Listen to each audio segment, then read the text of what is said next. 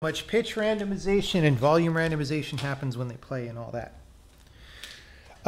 So now the next thing that I was going to do is implement Debug Hud, which shows you what sounds are playing and where they are in the sound effect and what rate they're playing, right? So that you can just debug issues. And I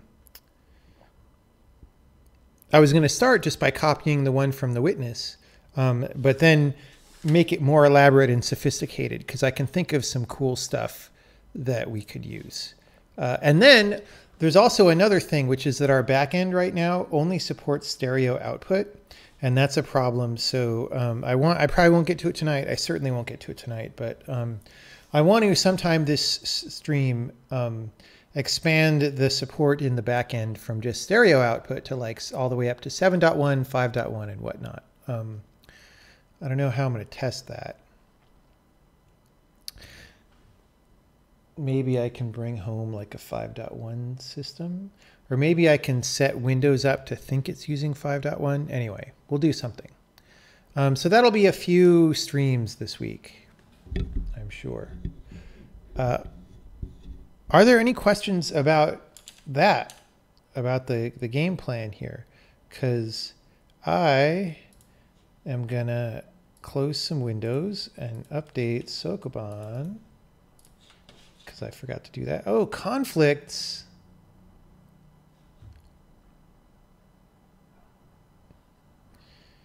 Yeah, I edited a level both here and at work, so we'll revert that level here. Look at all the work we do on this game. Look at that. It's like we're really working on a real game. Let's update the compiler. All right. So let me revert any. Yeah, Bardstone test.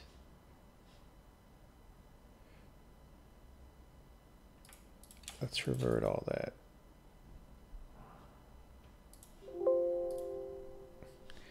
Now that's still, I don't think that's enough. Let's go there. Bardstone test. Hope people are ready with audio questions when I finish.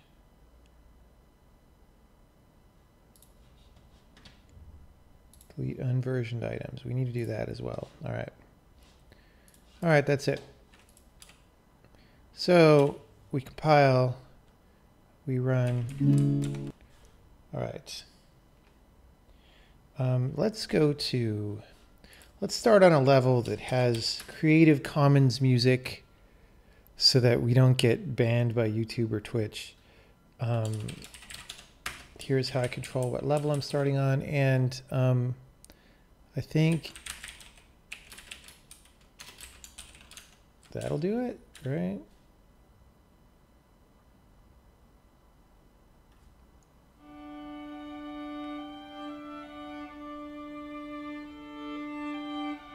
I don't remember.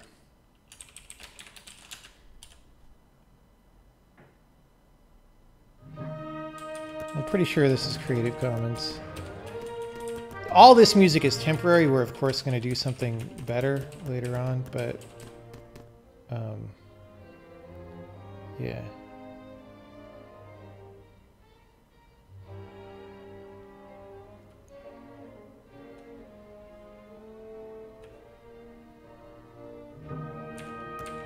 Okay, so right now I have a keybind.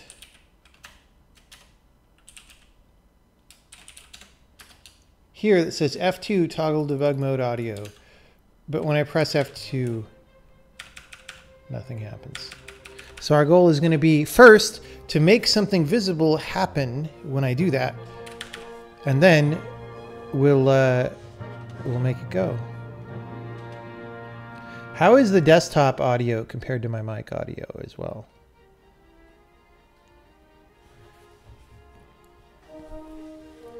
Dun, dun, dun, dun, dun. When you think of destructuring, you think of something like x, y equals get point.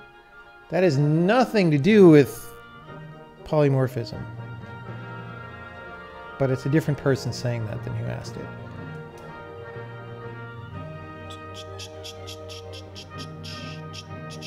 Okay, congratulations on releasing your first game.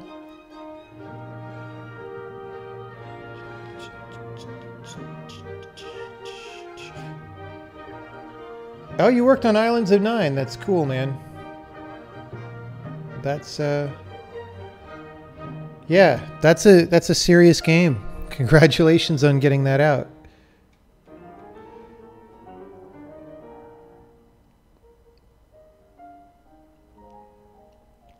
Do we build more or less dev debug tooling than other game dev companies? I don't really know. You know, everybody has their own style. I would say for the size of game we do, we're probably typical. We don't put a great deal of investment into visualization tools, but we also, you know, we also do spend time on that. So, yeah.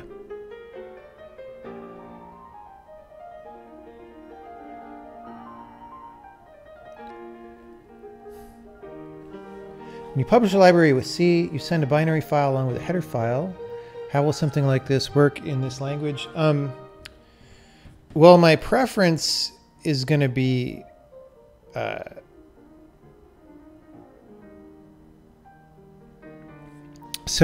there's a different answer for the near term than the long term, right? In the near term, it's going to be source code only. So, well, okay. The language's official facilities in the near term will support source code only, which means that if you wanted to sell a library, you would only be able to sell source licenses, right? Or you could, just like in C, give out a compiled library and then people link against the compiled library. You can do that here just like with anything. The thing is that you then lose a lot of the advanced functionality of the language because you're linking against a dead binary, right? So that's not preferred, but you could do it. In the long term, I think we're going to support a format that is less readable than source code, but that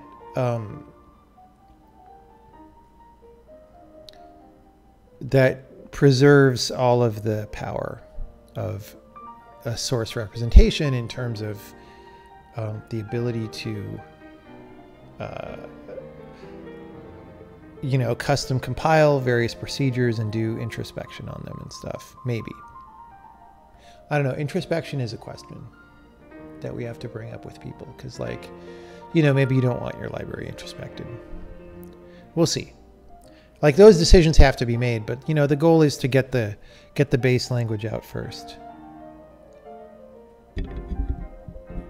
Is my mic too high up? Is it totally in the frame? Yes.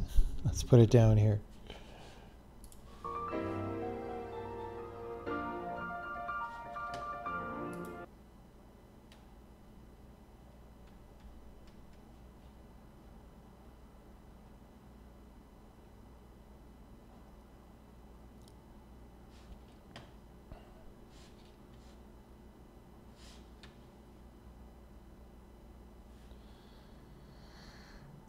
Would the obfuscated format be a relatively direct mapping to this language's VM bytecode?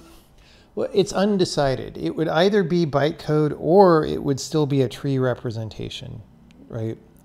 The people I've spoken to who sell commercial libraries have indicated that there's a certain amount of obfuscation that's like kind of enough, right? Because you're just trying to put up a barrier to it being easy to people. Right?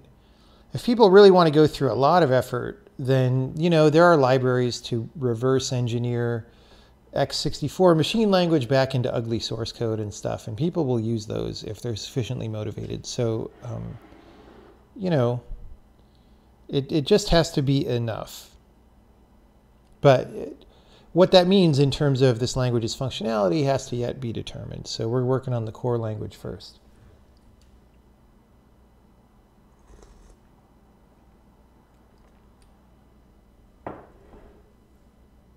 Where did the waterfalls go? They're here. They're just not animated right now. We're revamping the material system. So, you know, certain things are broken or don't look that good right now, but they will look good again later.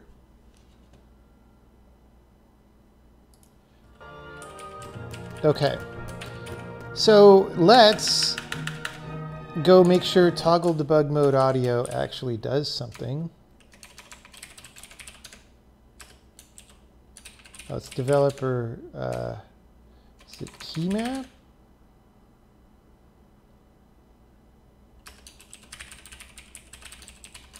Where did I put it?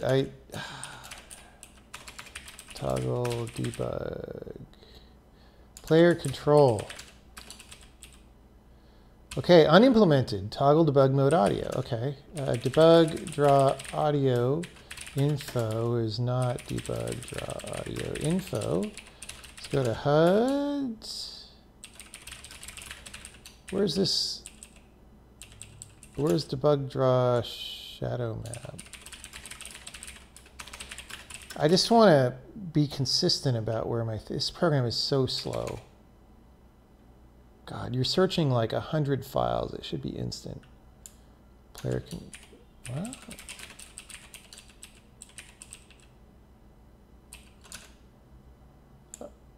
Oh, debug draw.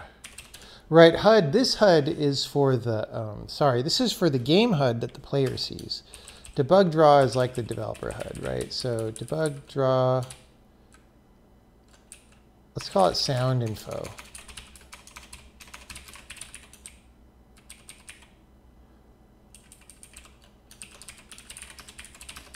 Okay, so we're going to put this at the top. Do draw sound info. Well, does someone, nobody draws text? Oh, we have a whole, the reason I was getting confused about HUD is this HUD file actually draws text. So I'm going to say,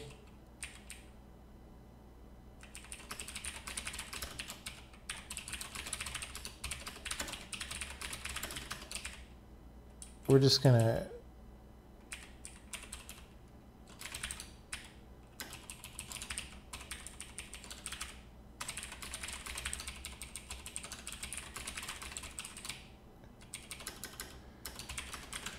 okay, so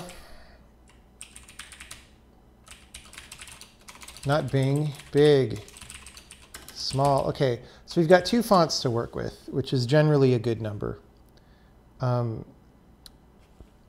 So yeah, here we're sort of manually drawing text with a shadow offset. We'll let this code continue to exist this way, but we'll do it our own way. So we're going to set the shader.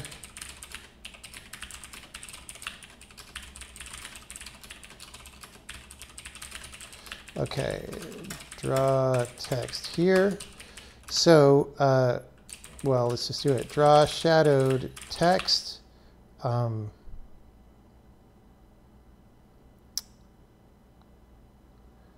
Because you want it to be visible against a background.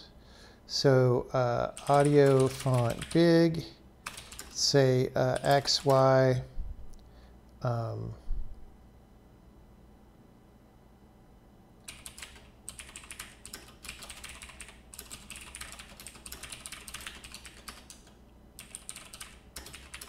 Just going to say effect is 0.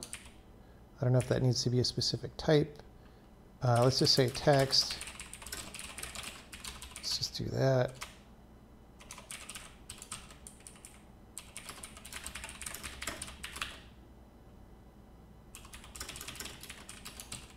Okay. And then shadowed text. Dynamic font. We're just trying to get something on the screen, that's all.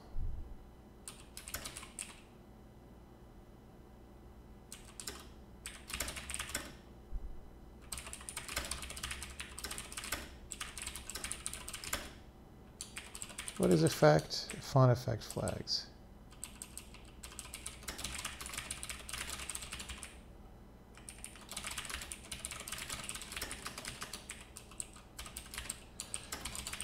So we're just going to have a hard-coded background color right now.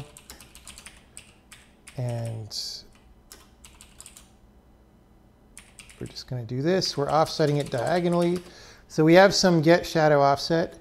And our background goes in the X by minus that amount and the Y by minus that amount. So we're going left and down because our text coordinate system is actually right-handed because I like right-handed coordinate systems. So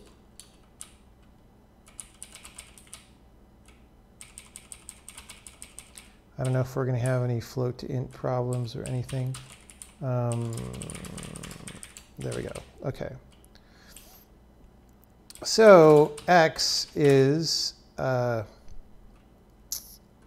render target. Actually, we're not drawing this. We're drawing this on the back buffer. So our render target might be a different size than the back buffer. But generally, you know, because it's expensive to draw in 3D, so you might draw into 3D at a lower res target and then stretch that. But you always want to draw your text after that if you can help it, because you want your text to be one-to-one with your display size so that it doesn't get blurred and stretched, because blurred and stretched text looks terrible. So back buffer width times 0.1, y is back buffer height times 0.5. Okay. What did we screw up? Number mismatch. Wanted S64. An argument. Oh, God. All right. So I passed in floats because, like, I never can decide if I want my text coordinates to be float or int, which is why I'm going to have this mess. But we don't have back buffer width. Okay. What's it called? Back buffer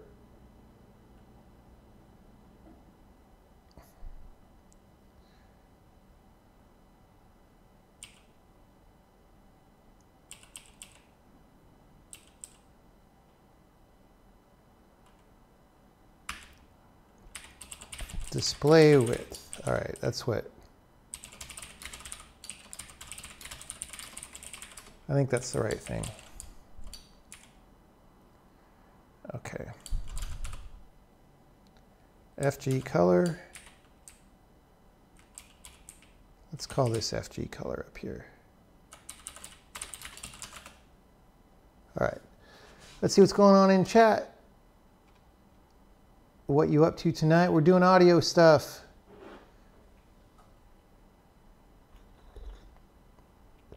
Did we ever have a stream on the material system? No, and we probably won't because I'm not working on that. Ignacio's doing that.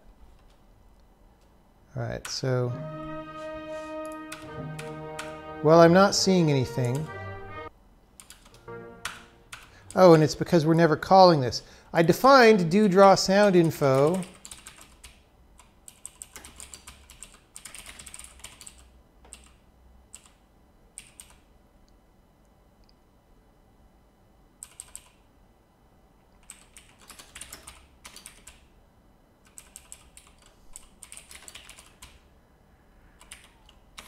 Do draw sound info. We need that or nothing's going to happen. Okay, there we go. So we have a hello sailor. It's maybe not as shadowed as I would like. I actually don't like it being shadowed to the left. Let's shadow it to the right.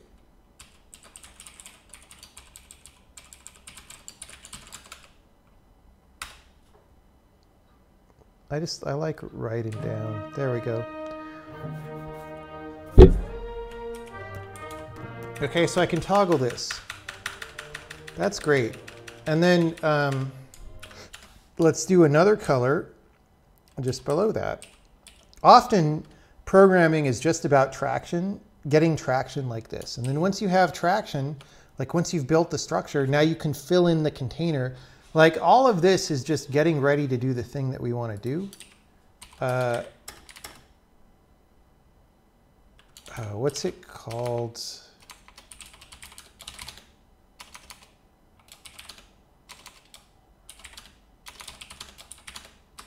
I don't know why this is in frickin', yeah, we got to talk to Ignacio about this. Stride. What's it called? What's it called?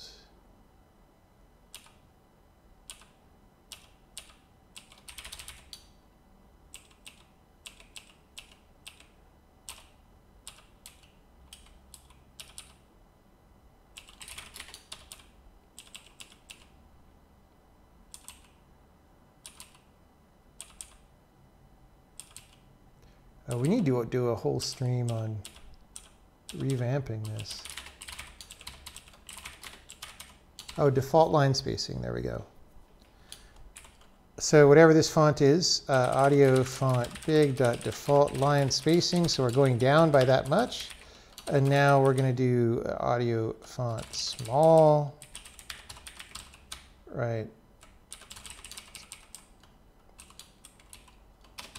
And we'll do FG color small and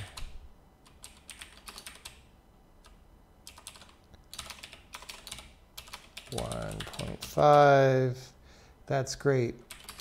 And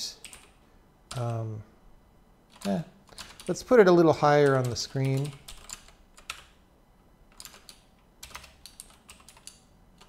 Because we're going to want to start displaying things and go down. This is FG color small. Audio font big dot default line spacing. Well, you can't minus equals a float 32. That's interesting. That seems like something we want to think about enabling. All right, so boom, boom, boom, boom, boom. Look at that. So that's all we need to start drawing informations. Information.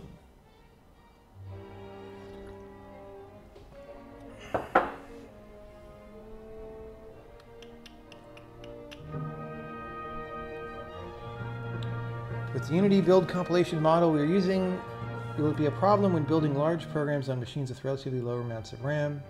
So I would need to load everything in one go. Like a Raspberry Pi. Well, I mean,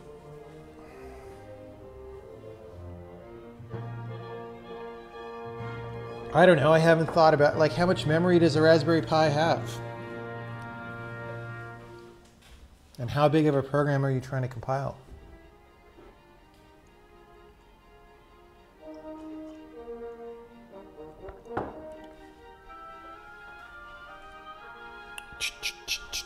All right, so we have our hello sailor here. That's great.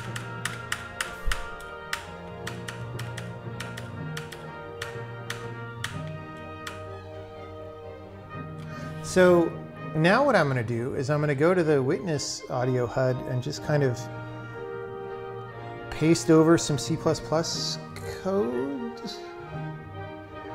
You know, maybe I should make a debug draw folder and put like one system per file. It's not, it's a 100-line file so far, so it's not worth it yet. But, you know, feels like maybe the audio debug screen should be its own file. I feel like we will do that eventually. For now, we just want to get the information on the screen. So let's do that. So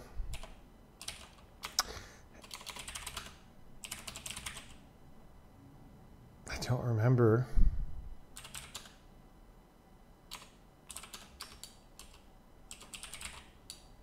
Okay, it's in HUD.cpp and witness, I think. Maybe.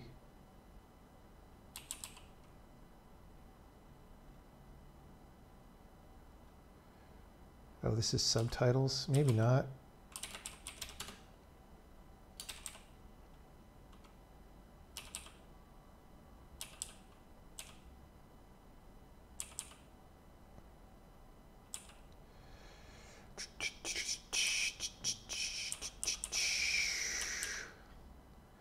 I don't think this is the right file in the witness. Nope, this is user-facing HUD.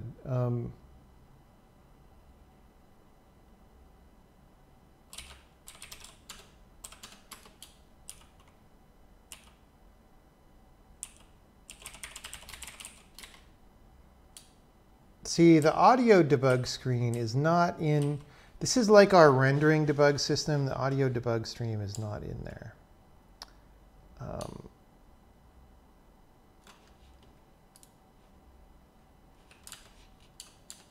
Well,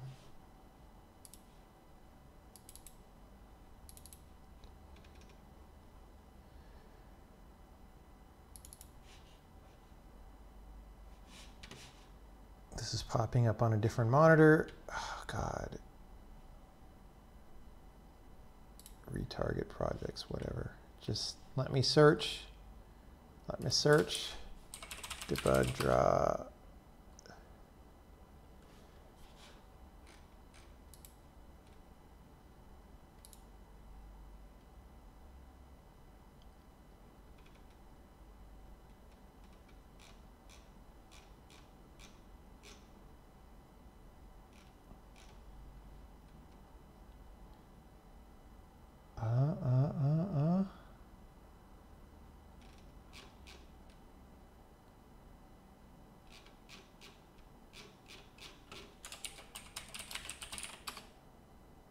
Draw audio status.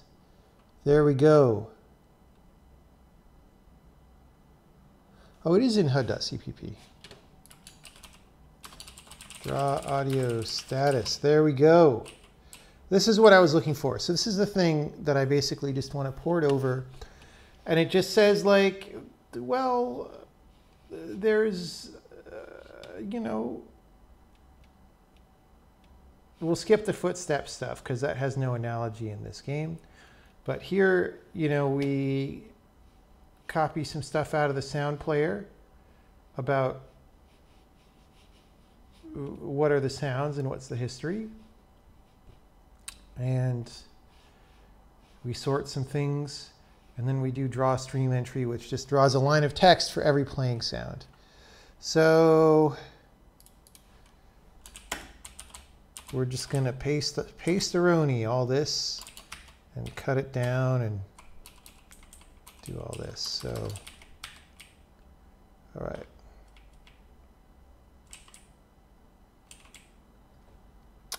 All of this is going to be different because we're in a different system where things are called different things and they're structured differently. So it may even take a while for us to get through this, but we'll see.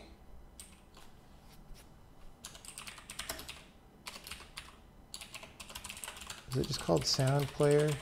Yeah. Make that a convenient alias. We're already in text shader.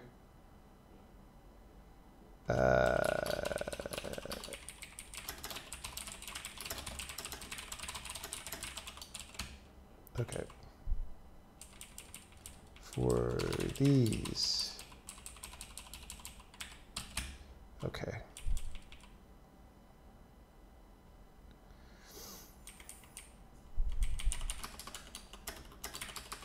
Because rather than having, like when you have hard-coded stuff in the program like this, not only can you not change it, but nobody's ever going to find these and understand that they have these controls that they can use on this debug screen. Whereas if it's documented in a keymap config file, somebody new on the team or whatever, even someone who's been on the team forever but forgot, can go look at that file and say, oh, here's a thing that I could bind.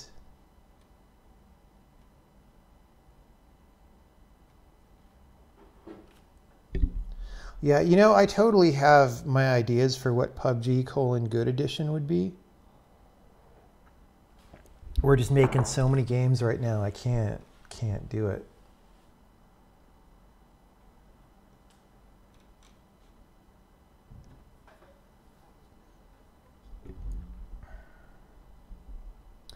First Raspberry Pi had only 512 megs, the third has 1 gigabyte. Yeah, I don't exactly know what the compiler's memory usage is right now. I just haven't cared enough to profile it. So I can't say. I assume that's 1 gigabyte with virtual memory though, right? So Yeah.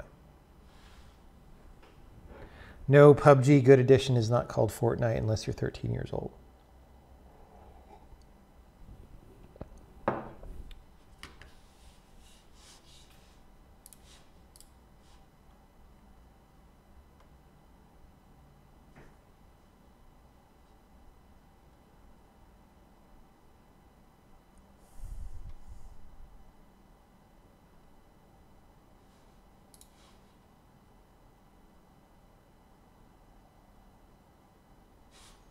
All right. Now, well, we're just going to keep, if I hit F7 right now, we won't compile because we have C++ code in the middle of our program. So let's just illustrate that. So our current job is to be able to compile again. That's easy, right? So we're going to say character width is get string width. I believe that works, right? Yeah. And instead of using, I want to get away from using hard-coded 32-bit integer colors because especially if you're in HDR, it's not enough precision. You really want to use floating point colors. So I'm switching to that. So FG color A is 1111. That's 4 floating point ones. FG color B, V4, 11.15. Very loose translation.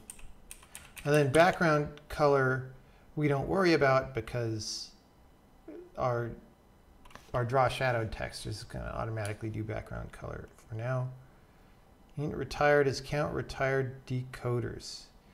Okay, we don't have that yet. Incomplete count retired decoders.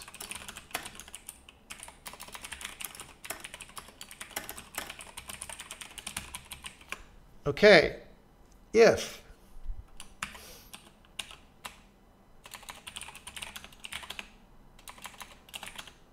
oh, it's called mixer is the module. Okay, if very easy.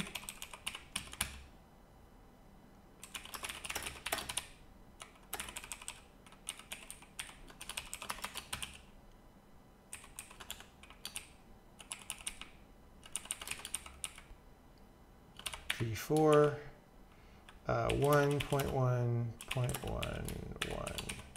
So it goes red, green, blue, alpha, right? And then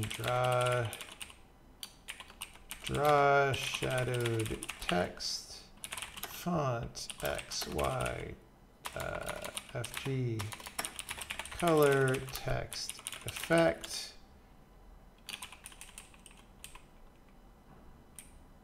And what was it called again? Default line spacing. Okay. Great. So now,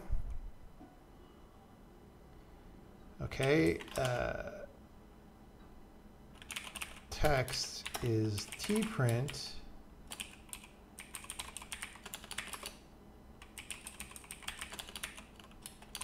this.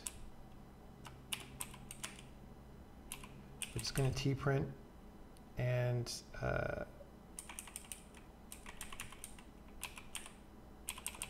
right. So we're going to copy this. We're going to use FG color A.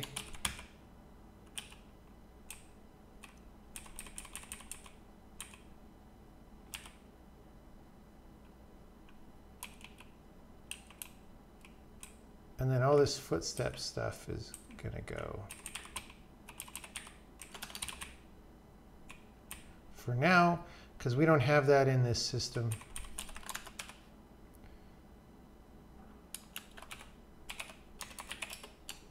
All right. Grab the mutex and copy the data out.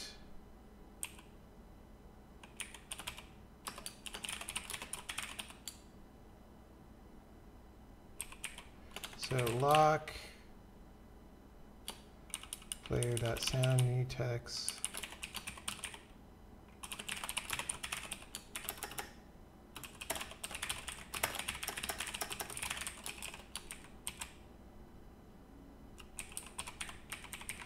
I think these are pointers. Actually, I'm going to start making a list of what other things we could do. So I think these are pointers because they go back to the day when the way I was minimizing my C++ build times was by forward declaring pointers so that you don't have to include header files everywhere.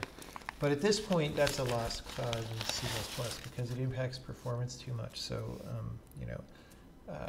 so cleanups in Mixer. We'll do that in one of these streams before we finish with our audio series.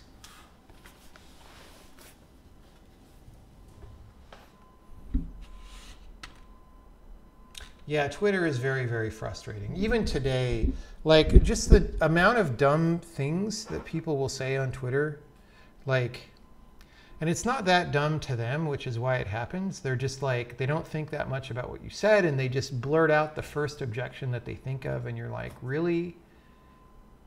You're just not going to think about what I said at all? You're going to force me to explain the thing that you should understand? Like, it's just super frustrating. So I just, yeah.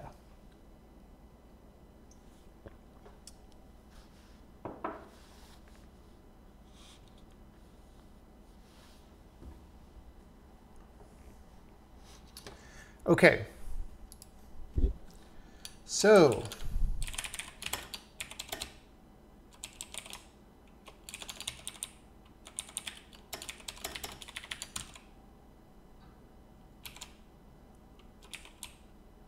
I don't need to do this and this mem copy, right?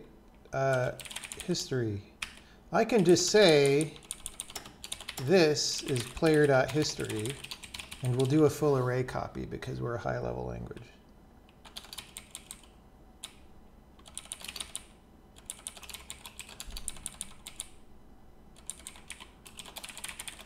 All right, that's just in global space right there. Unlock player.sound mutex.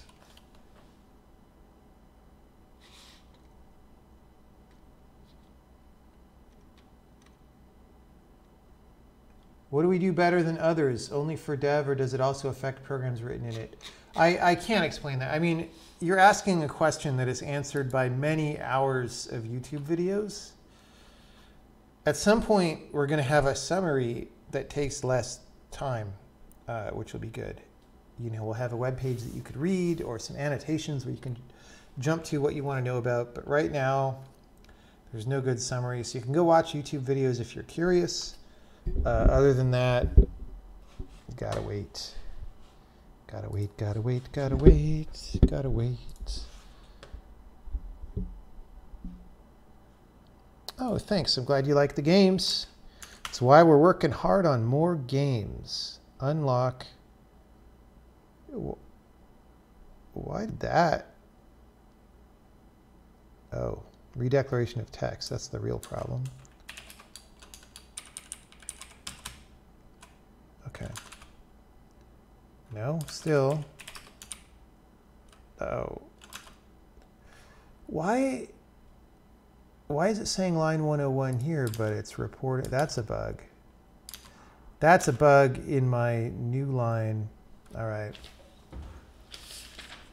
What's going on the list?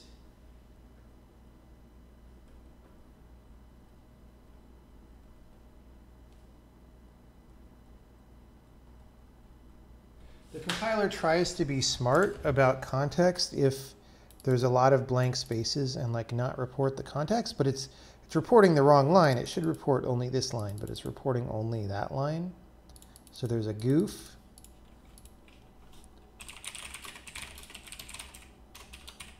And we already do that anyway. Get audio output channel names.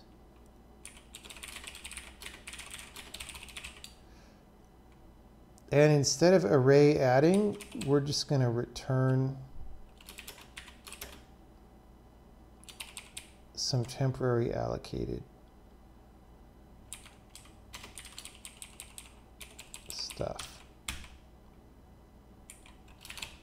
right?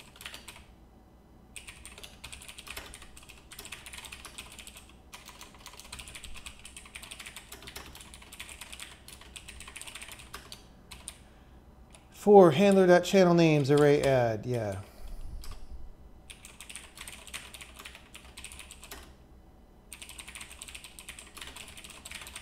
Let's just do a reserve so we don't spam the memory. It's like that. I hope nobody else was using that yet. All right. So then we just say names is this. That's one of the nice things about temporary storage. Like you would in a Lisp-like language or something, you can just return an array of things. It just works. It's not spammy.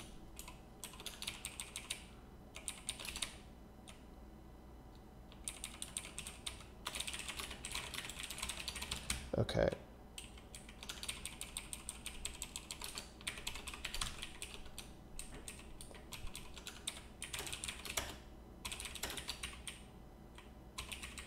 Let's move this to right there because we'll put it right before we use it.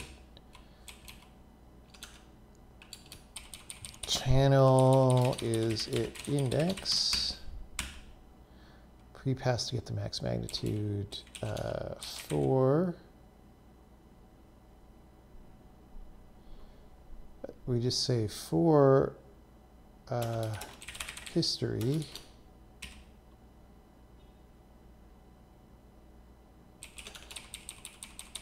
Low is it.low subchannel high. Just look at how much more terse code gets, right?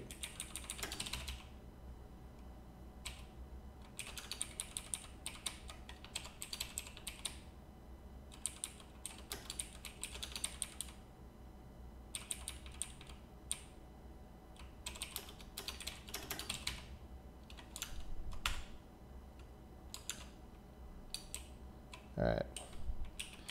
For name in names, draw audio output channel. This is incomplete. Again, we don't care yet what we're drawing.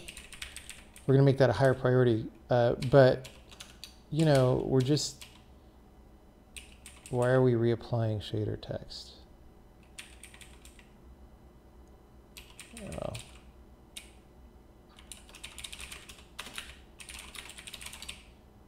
Anyway, let's pause there and make sure we compile and stuff. Not all control paths return a value. Oh, hope somebody caught that. Number mismatch. Line 79.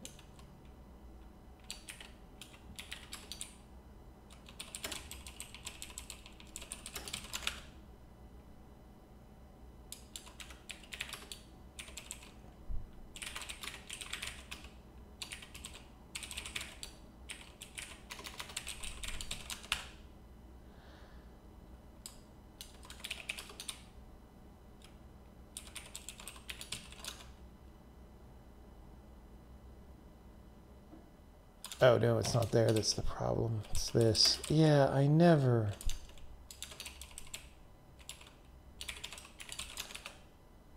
know what to do there. All right, so we print one extra thing, which is this audio status. Okay, so let's get rid of our hello sailors. And we'll say,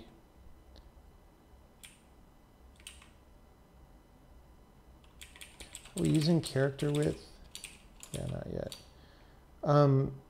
Let's just make this audio font big.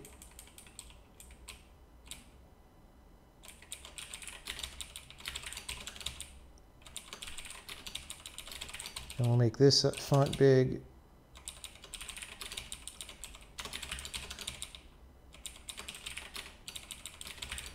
And we'll get rid of the hello sailors.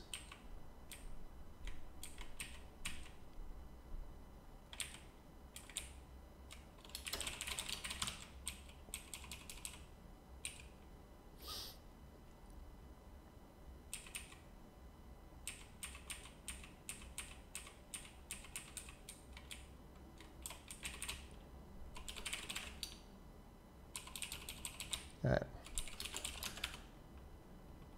Okay. None of this Hello Sailor stuff. Now it almost looks like we care about what we're seeing.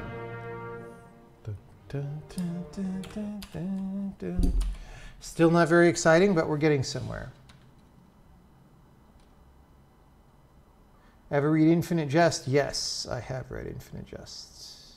It's a good book, although it's also a very depressing book.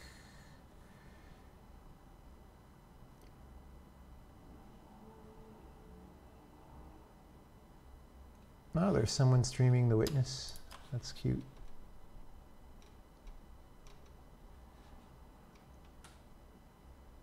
When the parser gives an error message, it might help to print the grammatical context, like the definition of the non-terminal grammar term of the thing that the compiler was trying to parse. I'm not sure I understand. If you could give me an example. Do you mean like when trying to parse a statement or an expression? Like that doesn't seem that useful to me.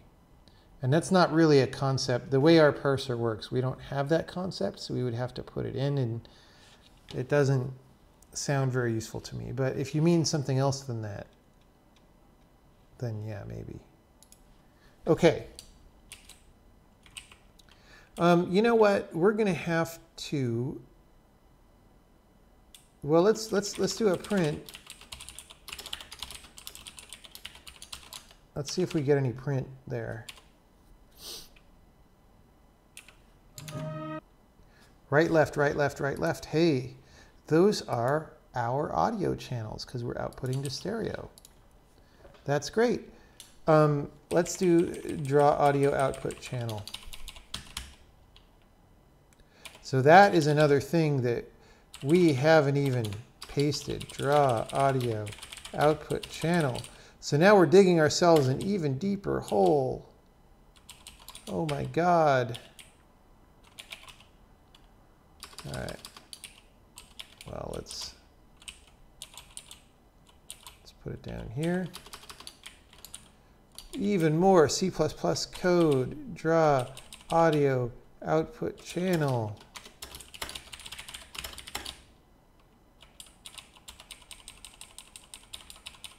Ending index is an int. Font is a dynamic font. X is a float. Y is a float. Width is a float.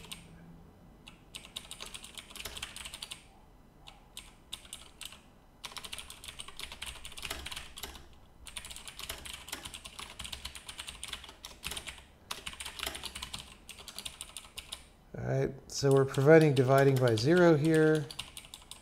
We're going to say width is height times 20.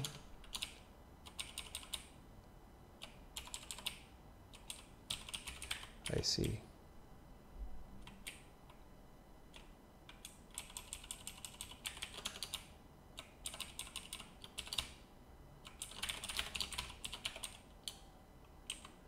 I could just say apply shader.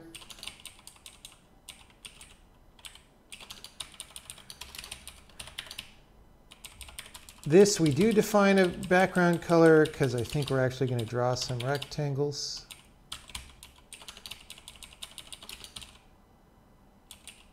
Draw quad. All right, here we go. I don't remember what our draw quad was called, but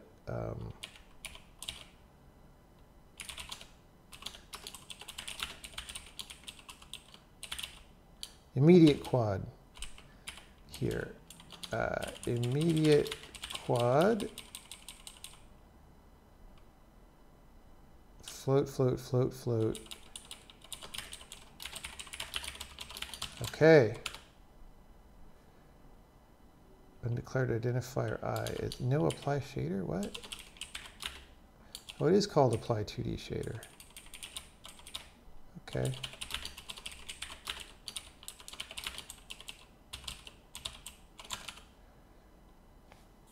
Dude. All right, one thing at a time. Did not match any of the possible overflows. Wanted float given int. Really? See, this float versus int thing on core, if I got my act together, it would be fine. X is float, Y is float. Let's make height a float. All right.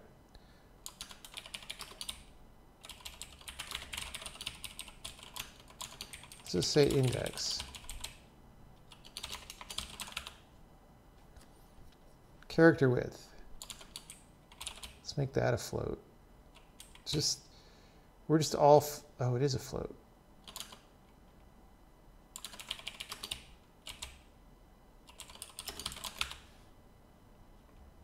Number mismatch. Yep. All right.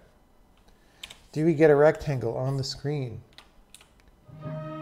Well, it is a quite large rectangle. I don't think that's really what we wanted, but that's what we got.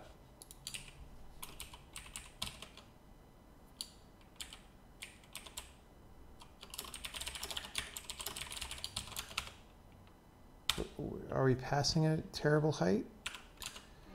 Height 62, that doesn't seem bad. Oh, I bet it's, okay. It's x0 plus width.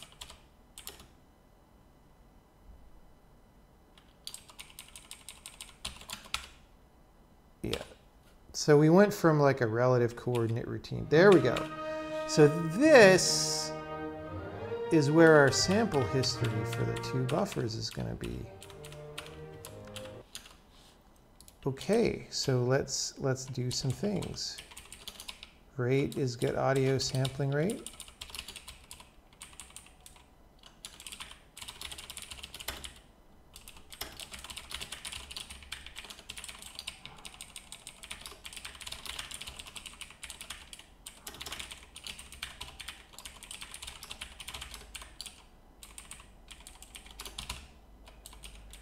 So we're using temporary storage for these.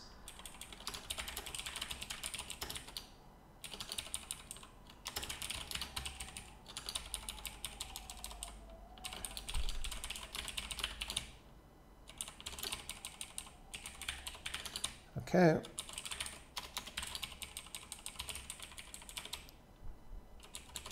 Okay.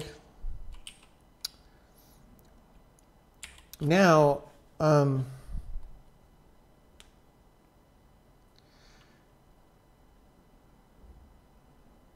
we can do a sort. So in C, if you're using qsort, you have to like declare a separate thing, right? Let's go look at what that was, but we can do that inline here.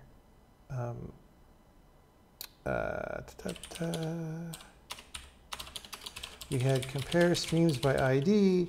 So we're just looking at the entity ID that's on these things. Let's make sure it's called entity ID. Maybe it's still called portable ID. Nope, entity ID, yeah. Okay, so sort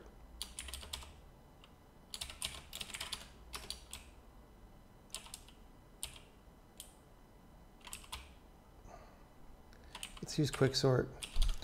Quicksort playing streams and A, B, A dot, whoops, A dot,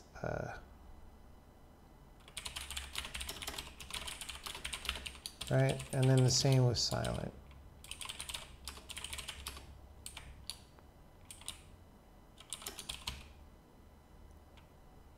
I think that's right. So, you know, we don't need to do all these other arguments that quicksort takes in C because this is, you know, generic and all this stuff. Okay.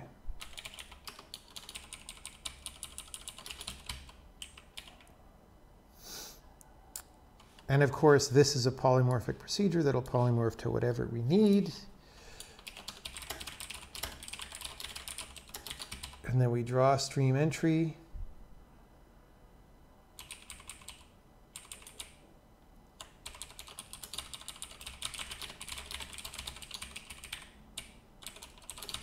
have a plus plus.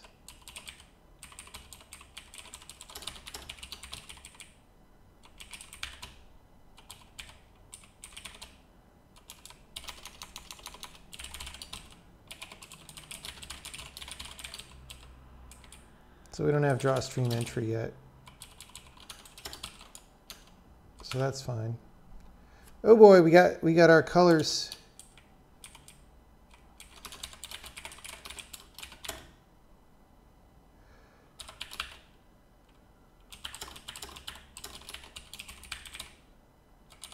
B is blue is less.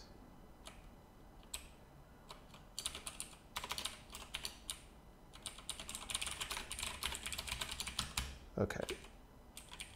So we're getting there. Yeah, these are different. Wait, what?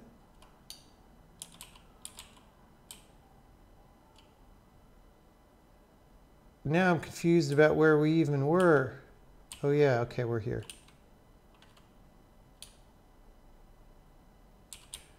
All right. Wanted sound stream, given pointer to sound stream. Where's that?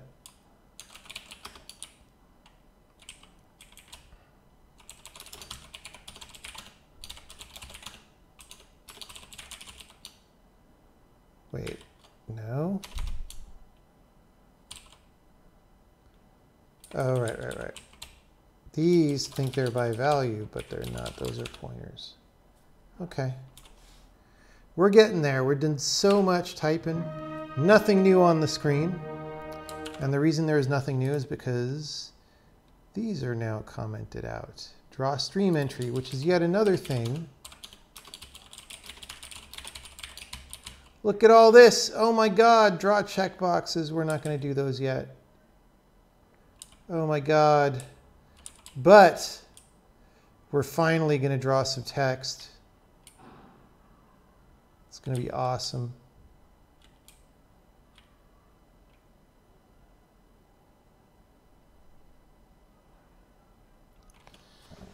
How's chat doing?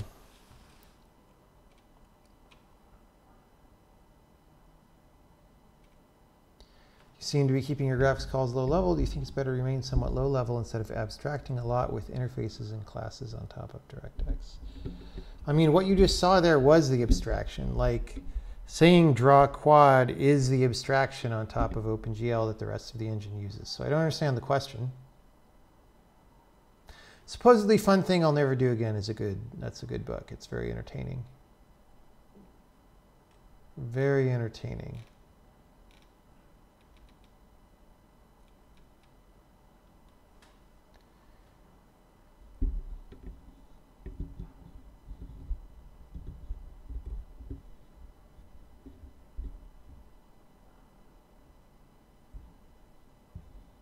Does AutoCast still do type checking to make sure that cast is valid? Well, so all AutoCast does is pretend like you typed in a cast, right? So it has to be a cast that the compiler understands, right? You can't do an AutoCast if the compiler has no idea how to convert that type to a different type. You'll get an error. It'll say, I don't know.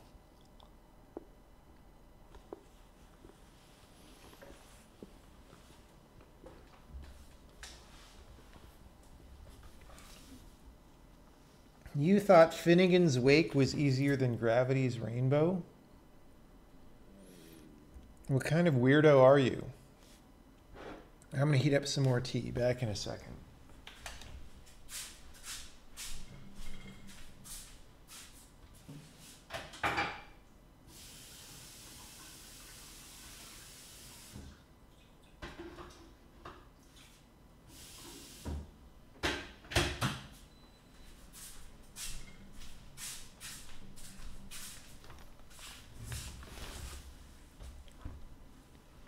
I don't understand how anyone could think that Finnegan's Wake is easier to understand than Gravity's Rainbow. That is bananas. That is bananas. Dude, you keep lying about this early access thing. I don't appreciate it. Stop fibbing.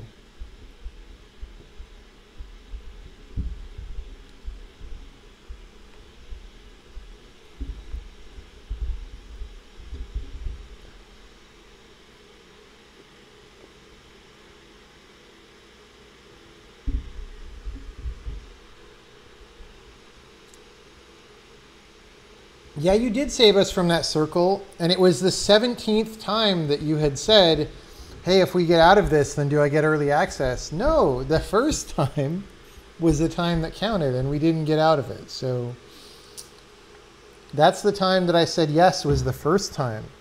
By the time we get to time number 374, it doesn't count anymore, man.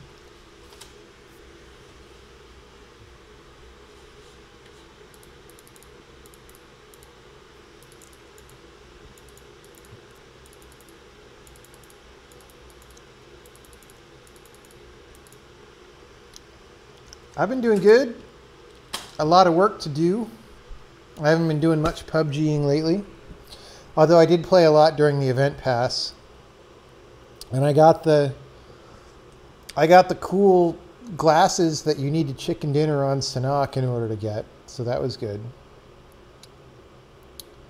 Solo chickened Sanhok a few times.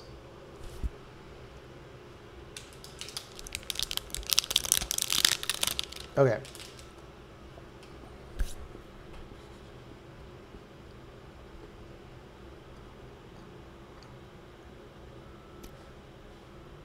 So we need to paste draw stream entry.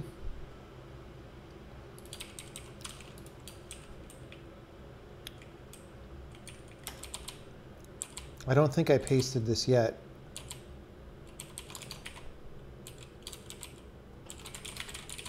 Nope. So let's put an incomplete here, because we got to come back and enable that. And then let's do this and oh, you know what? We're going to leave that because we're going to want to do a graphical depiction of that later on. Okay. Okay. Draw, stream, entry. Oh, T's ready. Got a pointer to a sound stream.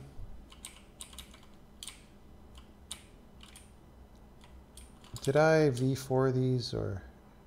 Yeah. FG color A, vector 4, FG color B, vector 4, BG color, vector 4, Y is a float, count is an int, character width is a float, rate is a float 64.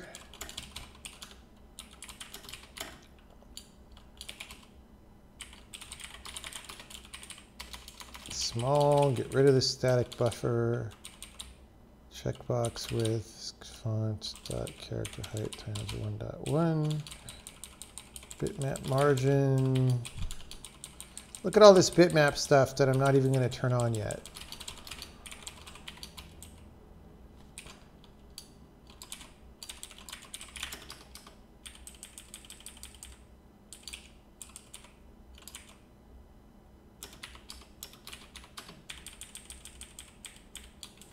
If I had a good Emacs macro to line these up, I would.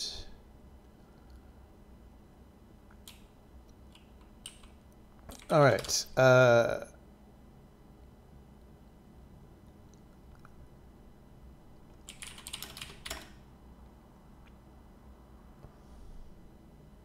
Sound is fine.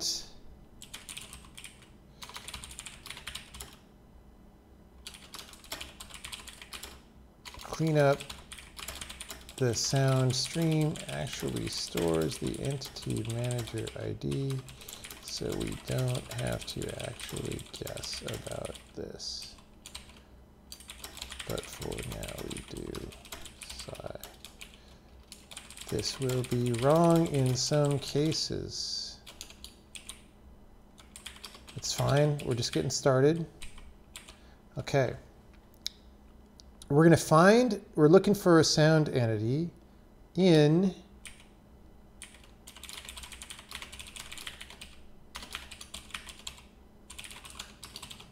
is that what we say? Get entity manager, yeah, menu, and then we have the menu audio. So if we don't find the sound there, we find it in menu audio, entity manager.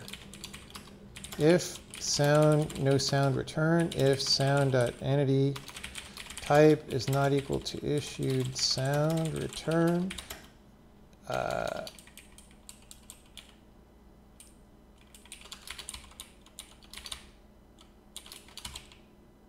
let's call this, and then we're going to say sound is down. I need a better name for down, but we're going to go from the entity to the specific subclass. All right.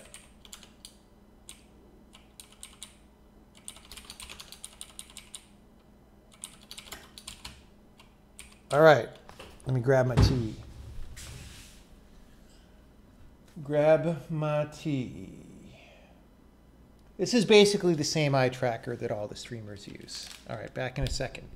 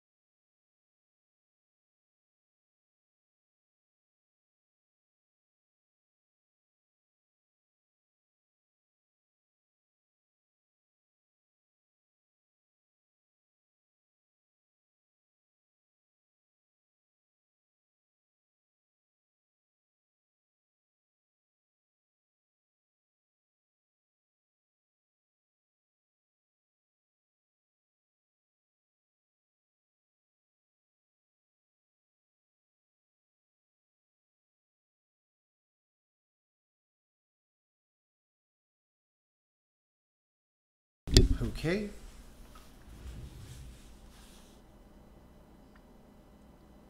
You're not saying you remotely understood the wake, just said it was easier to read than Rainbow. I think you are smoking crack.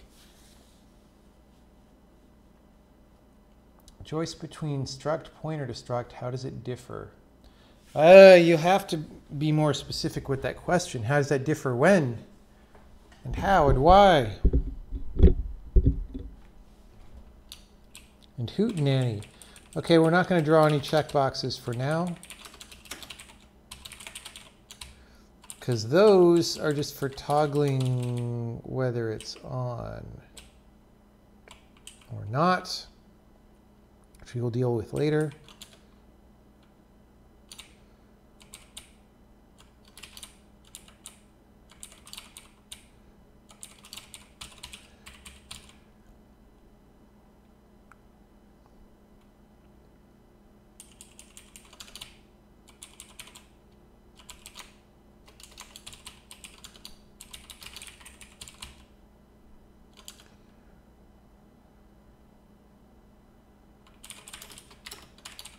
We're going to tprint. Oh.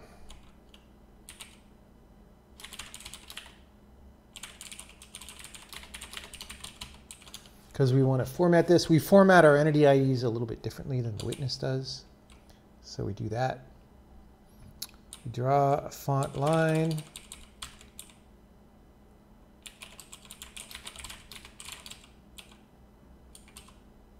We're calling that draw shadowed text.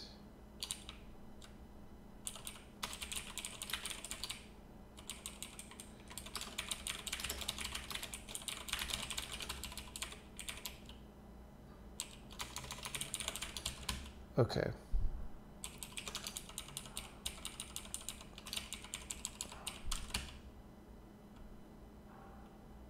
So we just draw this little M in there if it's a menu. Menu sound.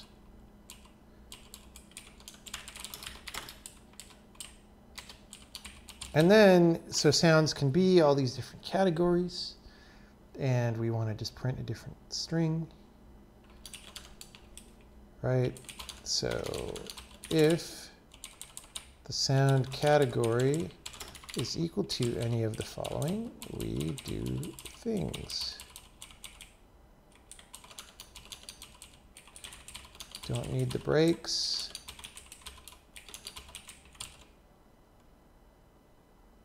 We don't even really need the spaces here. I don't know why I put those. Okay. Draw shadowed text. Oh, we can't call this string. Call it category string, which is a longer name, but whatever. String is a type in this language. Okay, let's just see what happens. That should put some things on the screen once we get it working.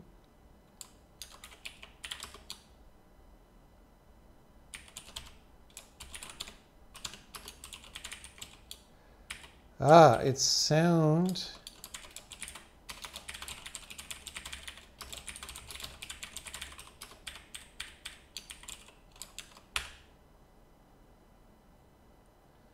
Unable to parse an expression to the right of this binary operator. Oh, because we don't use that. We do that.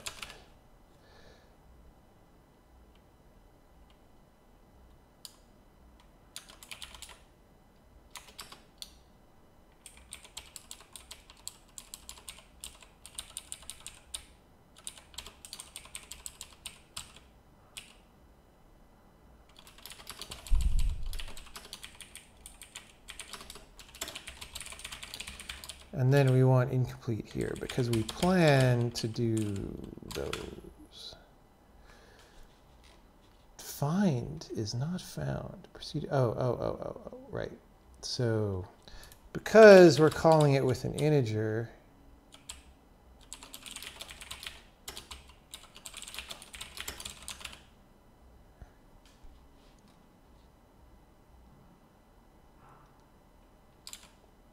I'm passing these in the wrong order.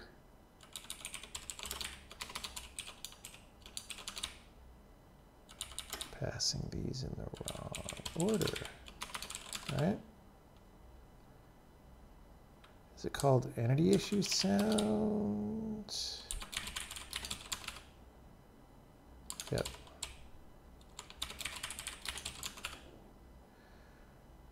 Too many arguments, want 6, got 7. Do I recommend any books for the youngsters? I don't have book recommendations. I'm sorry about that. I mean, well, it depends on what kind of book you mean.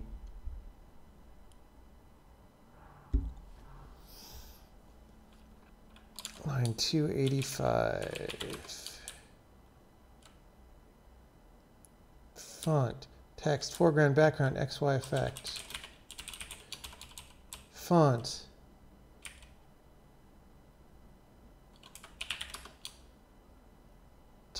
Oh. Art. Things are totally in the wrong order. You know, why did I do it in that order? I'm going to change it, even though this means I have to go back and... In fact, maybe text should be first, but whatever. Whatever. We're... All right.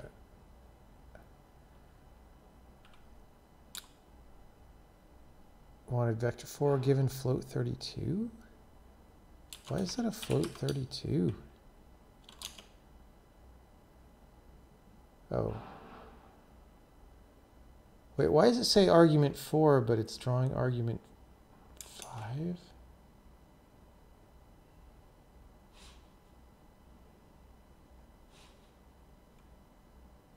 Oh.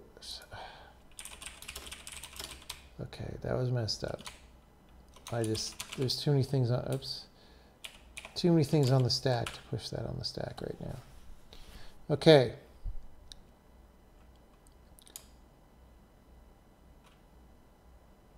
my arguments are totally in the wrong order now. Now we have X and Y.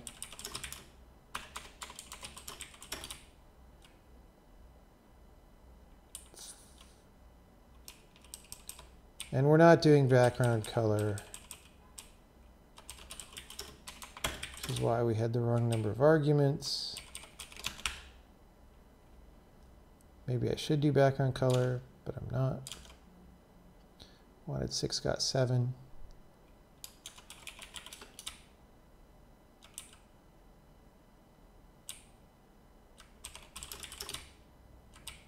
This is what happens when you port things from one code base to another. Just stupid changes like this.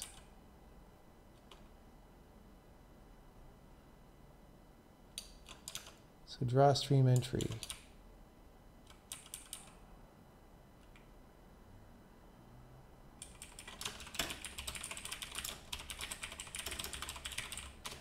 DG colors V4000.8. That's a alpha 0.8 black. 64.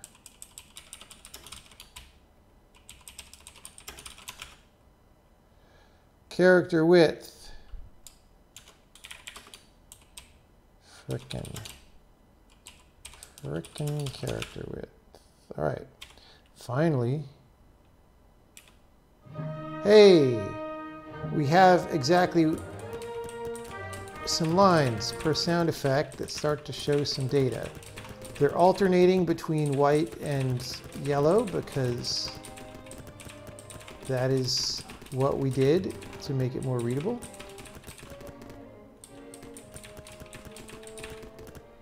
The 1-1 is the music, and I guess we don't draw anything for music, a category, which we should. The numbers slowly going up, or just the NEIDs are increasing over time.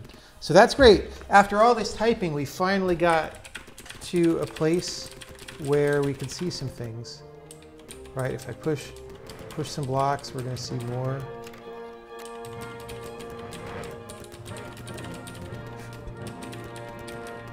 Okay. Now let's draw some more information. I actually want that font to be bigger.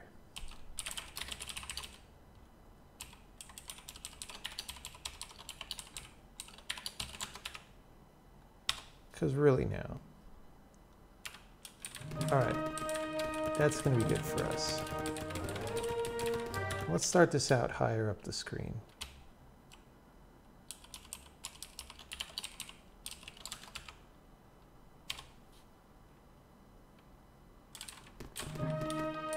Oops. Okay. And you know what? I thought our x coordinate was reasonable, but I'm just realizing that my window is starting, it's like starting under the Windows taskbar. Oh, it's fine for now. We'll fix it later. Okay, we're finally starting to get some information, and we're getting to the low-hanging fruit here. So we were in the middle of this, all these columns, right?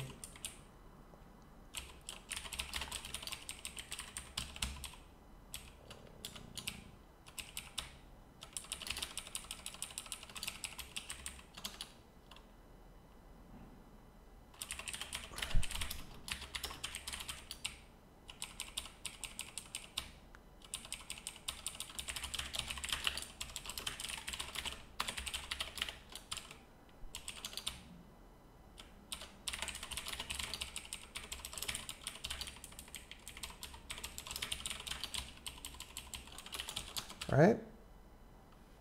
Let's not draw a font line.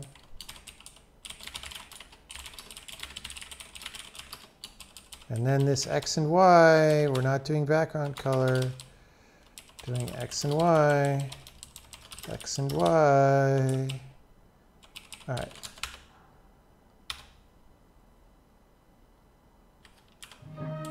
There we go. Now you can see the names of the sounds and the volumes over there on the right, although that's pretty far. We'll see if we could see other information. It's almost like we're actually getting information about what's happening in our game, right? Okay, let's get some more information about what's happening in our game.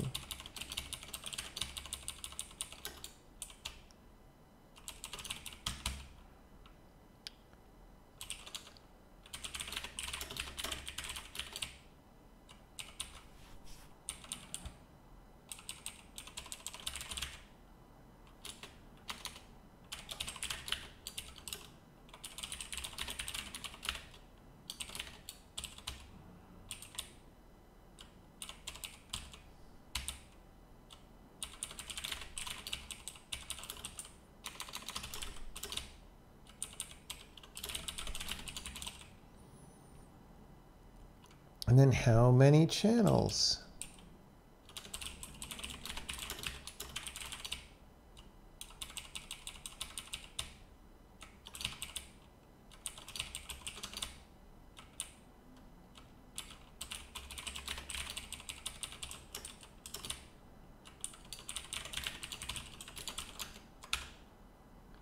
We're gonna have more information, except it goes way off the screen.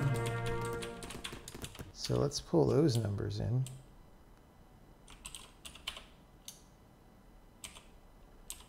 Like these really are not great.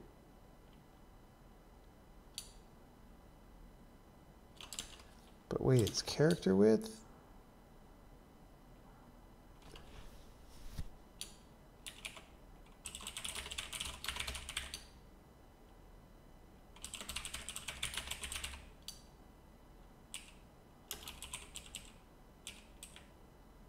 Okay. I think we're using the big font instead of the small font.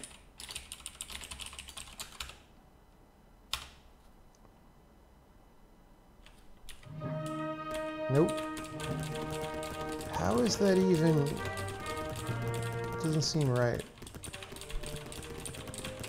We need to get these more scrunched together.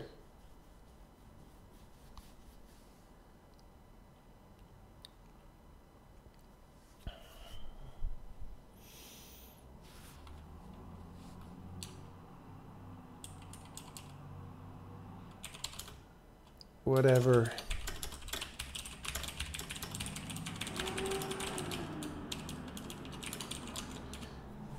Get font string and pixel length in pixels might be kind of broken. All right, this is fine for now. Oh, it's a little too squidged.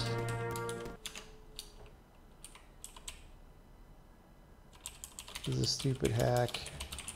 We're just going to put an incomplete there. We'll figure it out later. We just want to get stuff on the screen right now. What backend am I currently using? X64.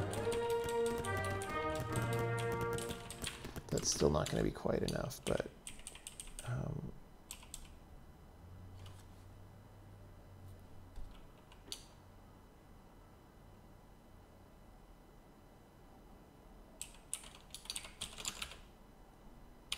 I forget which margin is which.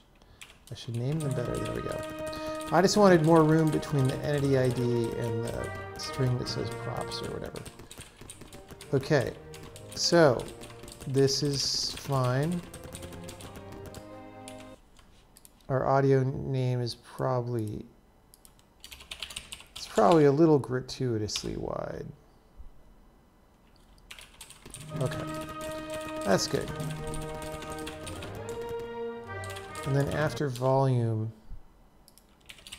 we don't need that much on volume. I don't know.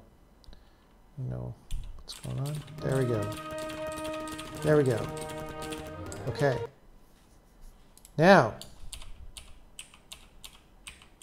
more information.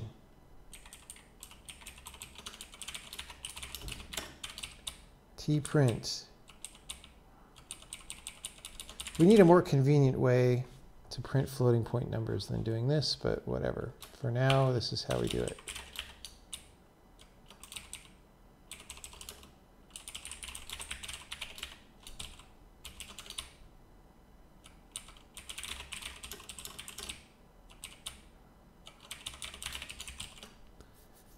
Okay, and if there's a decoder, which there is for the music,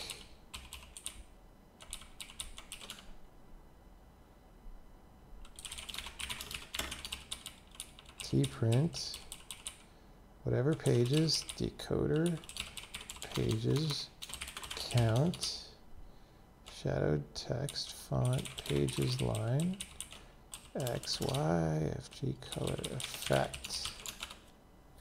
Oh, and then our closed comment must go. And our typoed N must go. Rate line.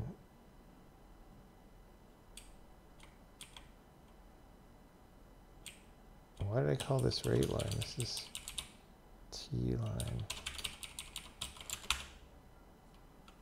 Tprintf.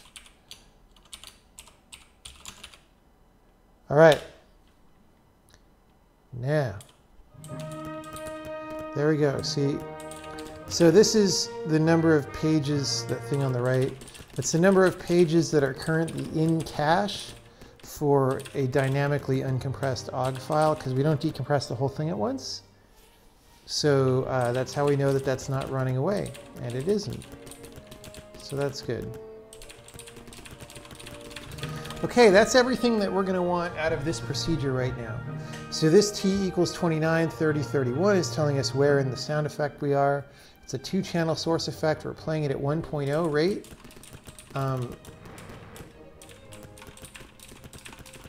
What was our command for playing a dummy sound effect? Anyway, rate is always 1.0 right now, but if we put things in our all.sound tweaks that have rate modifiers on them, then you'll see rate modifiers. Oh, the move sounds are being ducked. Wait.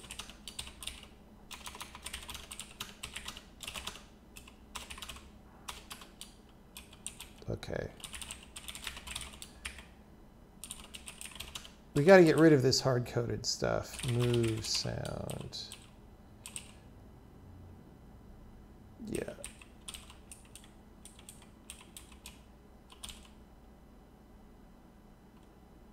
Fighter move. We want versions 2. So we get rid of this hard-coded variant. And get rid of the volume. I mean, let's just get rid of all this. Okay, great.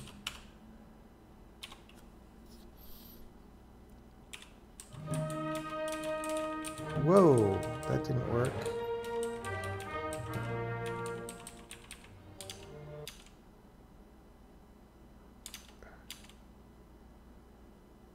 Sounds was not able to find asset fighter move. Oh, I didn't save all that sound tweaks. There we go. Gotta save the file. If you don't know what this is, we did that in the previous streams. So, you know, you can go back and check that out. Okay. This is great, but these black rectangles up there are not doing anything. So now we're going to turn our attention to those. We're going to make those do things.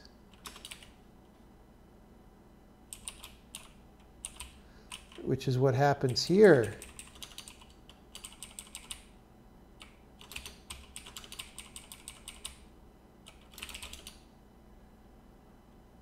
Is width afloat? Yeah.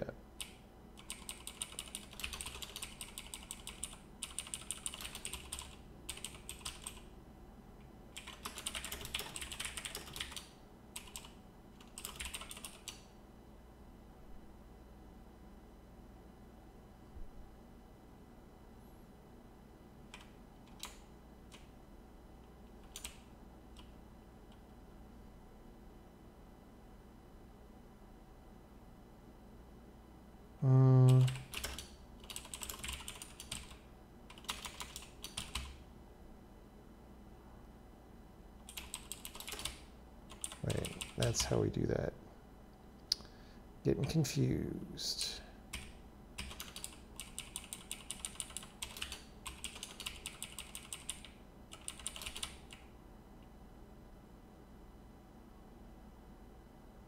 Whoops. I'm doing the wrong loop. I'm doing the wrong loop. Okay. Let's just convert it straightforward so we don't screw up. I was trying to be smart, but it's late at night and I was tired. I was not smart, I was tired. All right, so I'm gonna do this, gonna do this. Our draw quad is gonna be wrong.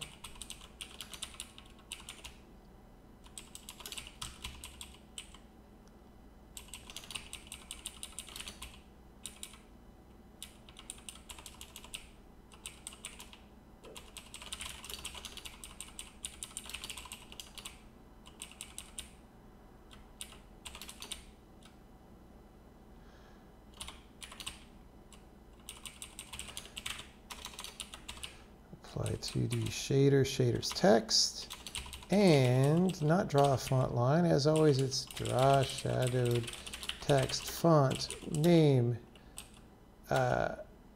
XAYA font FG color effect. I don't think we have effect. Okay, so there's going to be some things not right yet. That's not how we cast here. That is how we cast. Oh, XX is not a variable name.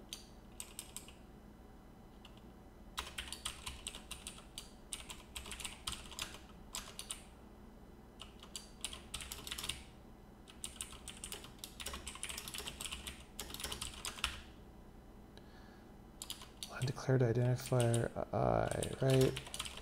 I'm getting tired, folks. Okay, draw quad. It's immediate quad. And it's ARGB color. Get string width in pixels.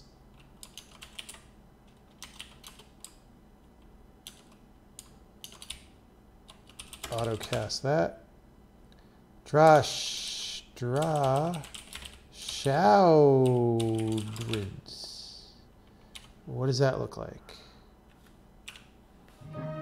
Well, I don't think I really see anything in those boxes, which is a drag. Either we're not drawing the data correctly, or we're not looping over it correctly, or there is no data to be had in the history.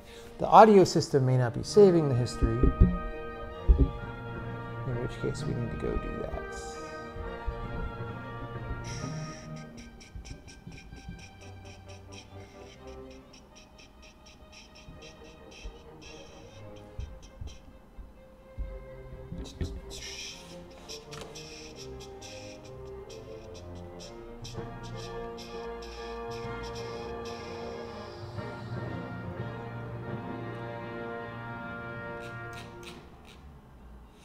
Okay.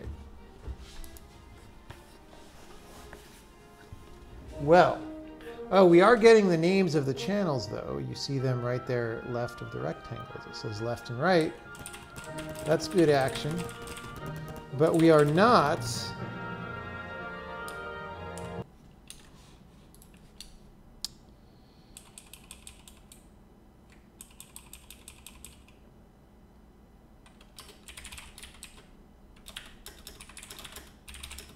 I'm just going to spam some stuff to standard out here. So I, low and high.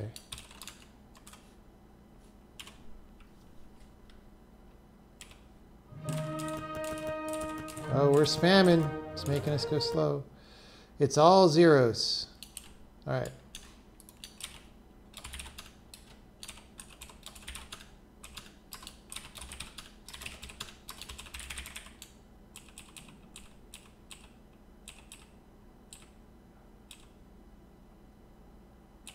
Update history. Oh. That defaults to false. Let's set that to true.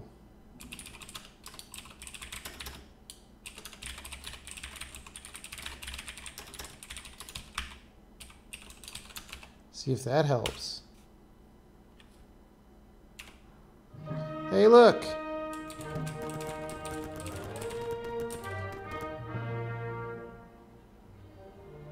That looks suspiciously like the same thing in two different channels.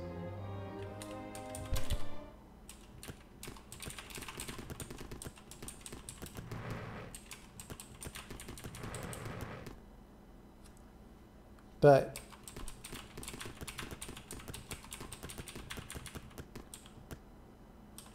oh, hey, down there, see that channel in gray? That's the silent channel representing the music. It's still counting up, and then if we turn it on, it's back.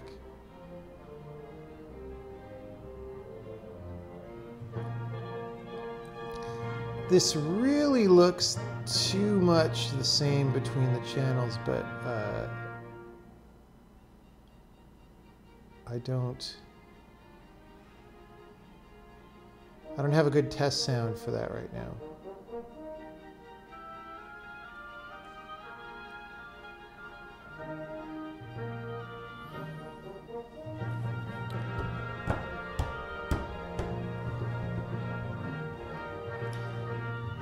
Music could be mono. Let's see.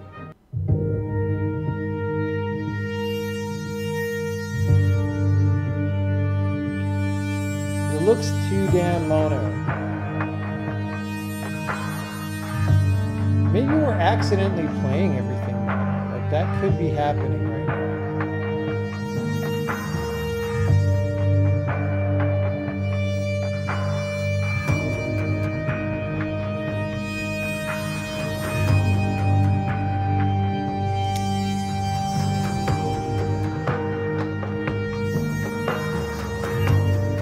I suspect we might be accidentally mixing everything the same in both channels, which would be a thing to debug.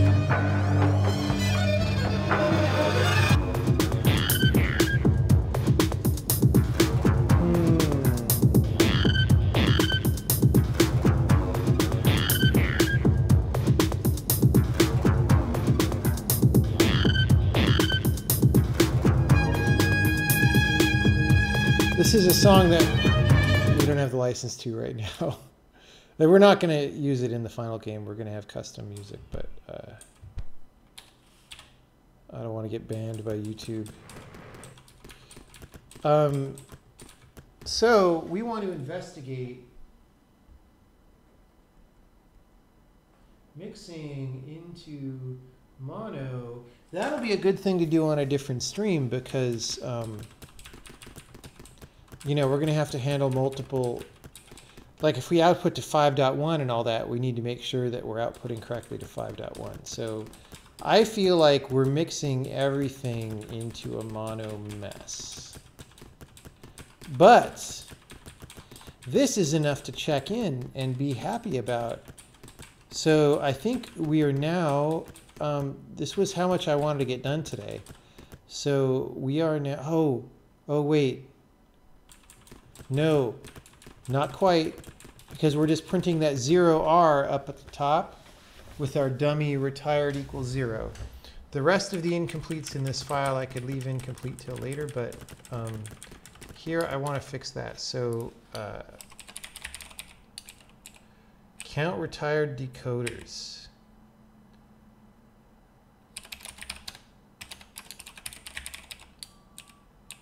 Count retired decoders.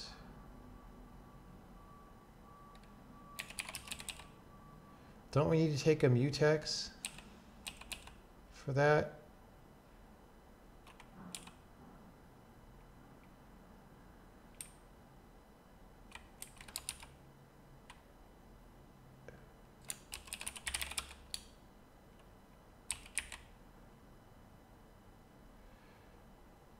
Apparently not. That seems like a really bad idea.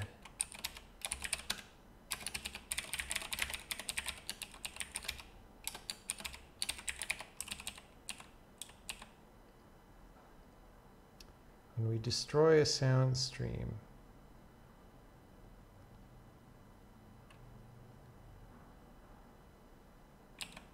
that's not good.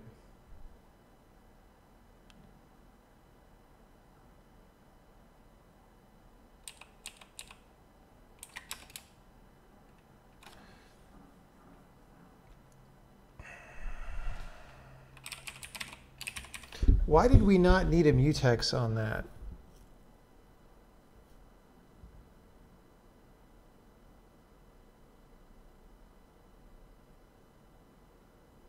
This shouldn't be a global for now. Dude, none of this should be a global. I don't know.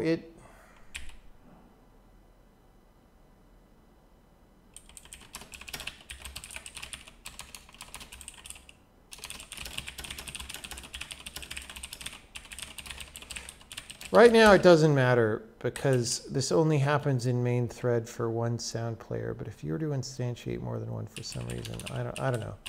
I need to think about it. It's too late at night. This could be bad. But whatever. Retired. Whoops. Now the irony is it's going to say 0 anyway all the time.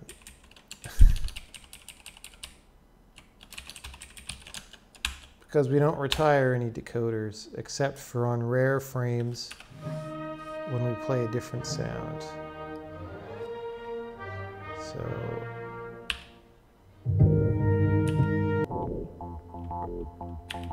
I mean, not even then, I guess.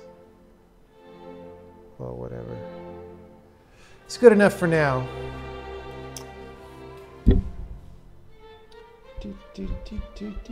Hey, we got subscribers. Welcome, subscribers. Turn off capture history when not showing audio HUD. We could do that.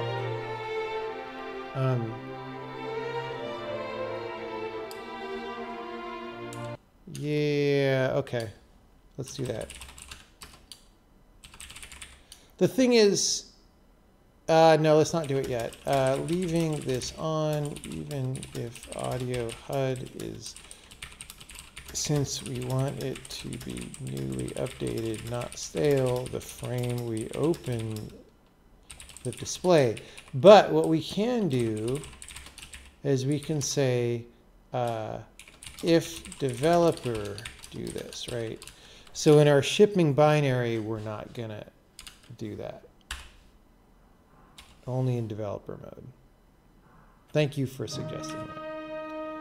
All right. Yeah, it looks like we're mixing everything into mono sludge, but that's fine. We'll fix it. Or we're displaying mono the same between both channels. We will debug that next time.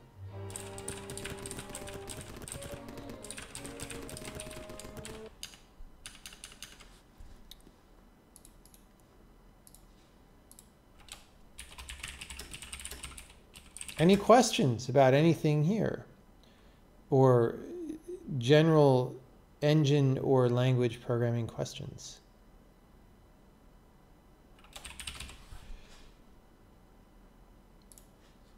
We're going to do cooler stuff. Like, you know, we need to do a stream where, like I said, we handle 5.1 and whatnot. And then I want to do a thing where I draw where the speakers are in space, you know, because we have some idea of where that is, and then where each sound is relative to the speakers and all that. That'll be cool.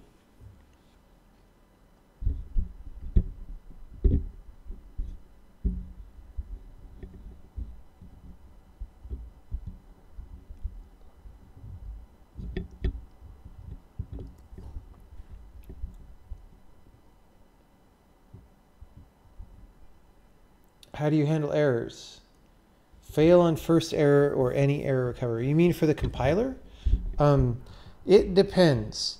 For undeclared identifiers, we report to you all undeclared identifiers in the program.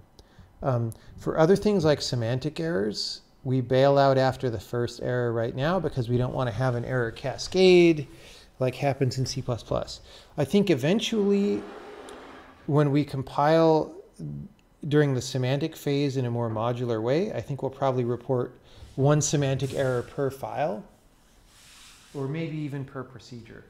But we don't do that right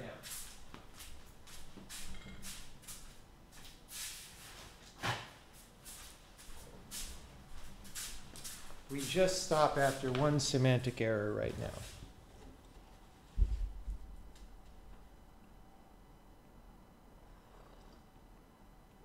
Why don't I use Dear ImGUI? Well, it's written in a completely different programming language, and part of what we want to do is give people native code that they could use here.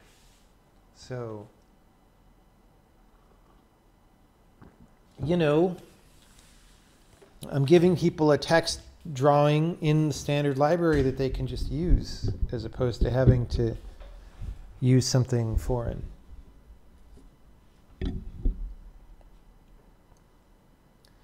Have I encountered anything that I'm not certain how to fix or improve?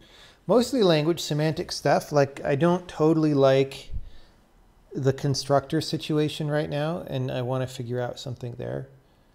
I'm not a fan of the complexity being added by the fact that we have constructors, but I also don't feel like we can completely get rid of them. So it's got to go one way or the other. We've got to either make them better or get rid of them and replace them with something else. And I'm not sure which of those things is correct or should happen.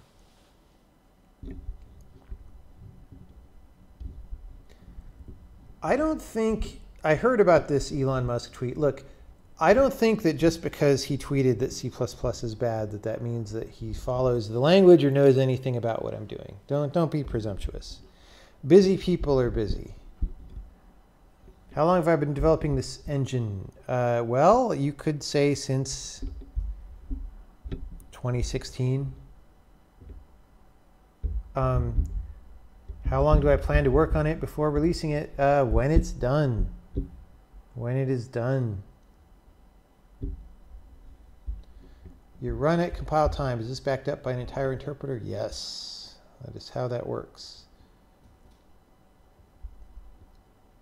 You want to use this for your game? Is still C++ the best thing to learn now? I don't know. I mean, learn whatever you want.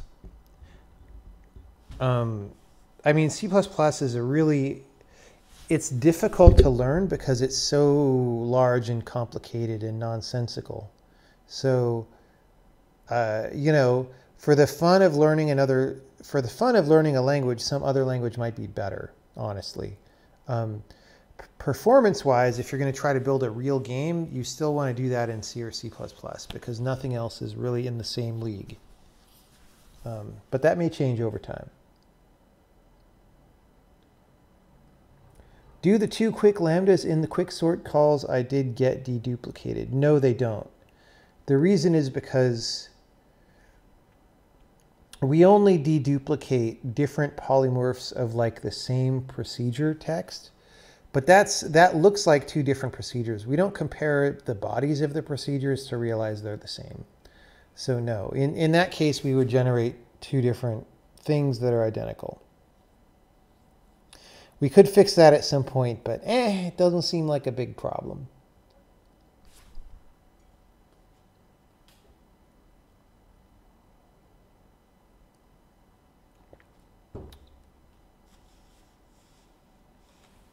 Does the compiler remove unused code? Not right now.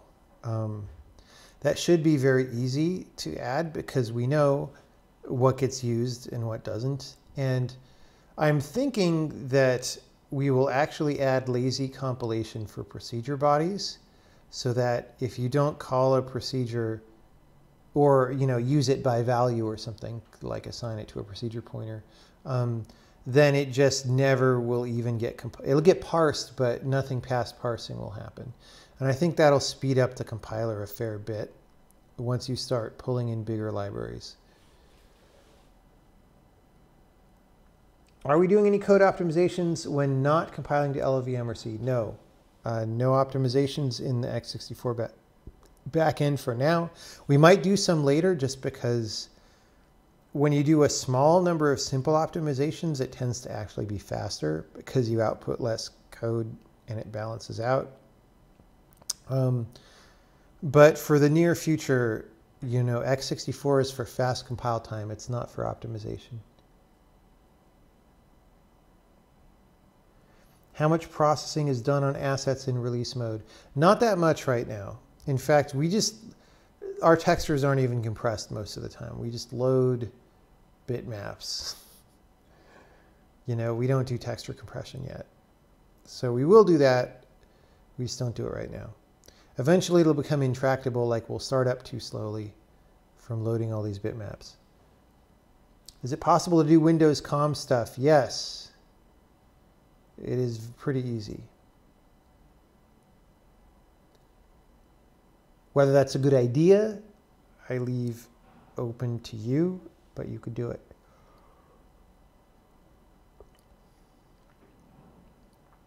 Is learning C or C++ really important to start with when your first project is probably going to use an engine doing most of the critical work? I don't know. I mean, what engine? You're saying most of the critical work, so does the rest of the critical work involve programming? If so, what language? You know, you got to be more specific about these things. Got to be more specific.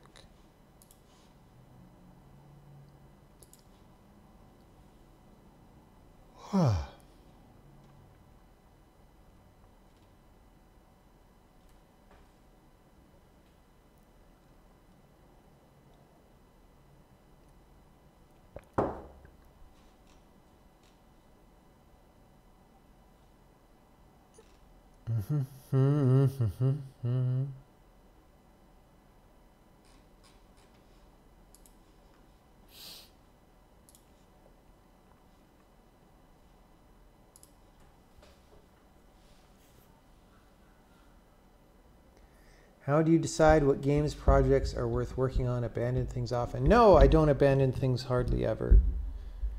I used to abandon things all the time, and then I figured out how life should work for me, and now I don't. It's a thing that you get the hang of eventually. Why not do everything in C, lol? All right.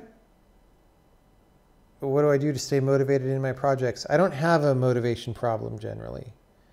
Again, there's some level of maturity you reach where you've done enough hard things that you know it's going to get hard, and it being hard doesn't demotivate you.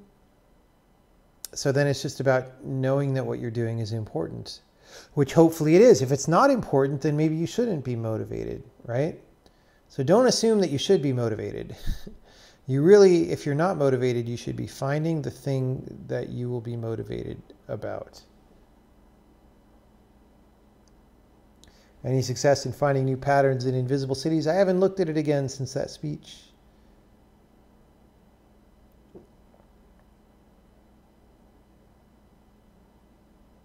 What's the equivalent of constexpr? There are things in the language that are guaranteed to be constant expressions, but it's not that important. It's not like in C++ where it's super important. Here it's just, you know, it's basically those are the things you can put on the right hand of a : declaration, which in reality is not a super important thing.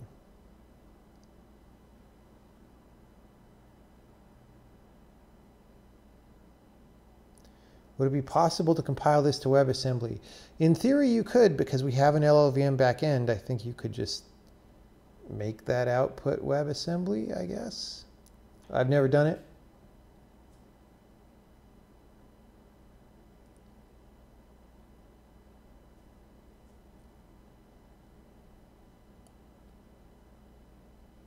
There's a couple of other places where constexprs come into play, like right now. We only allow default arguments to procedures to be constant. We could, in theory, let them be non-constant, but we require them to be constant right now. What else? Array dimensions, right? If you declare an array of a certain size, that has to be constant right now. We don't allow variable sized arrays on the stack like C does now. C didn't used to allow that, but now it does, I think. We should probably do that, but we don't.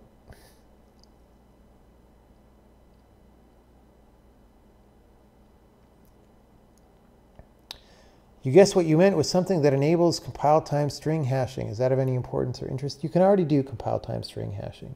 It's easy. Easy peasy.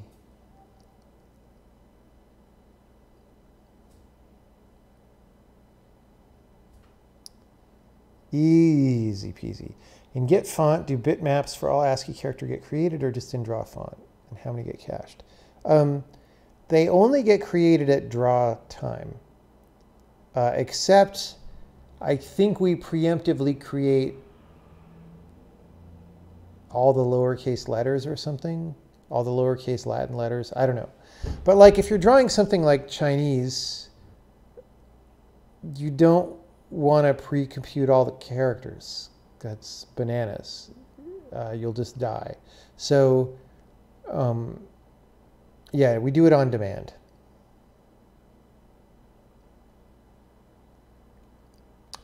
Didn't variable size arrays on the stack in C break optimizations or something?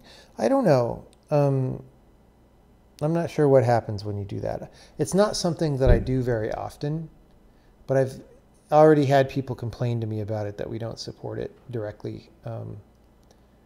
So I don't know. Probably need to do something. Any plans to create my own text editor in the future? I wouldn't mind doing that, but I've got enough to do in the near term. There's just a lot happening.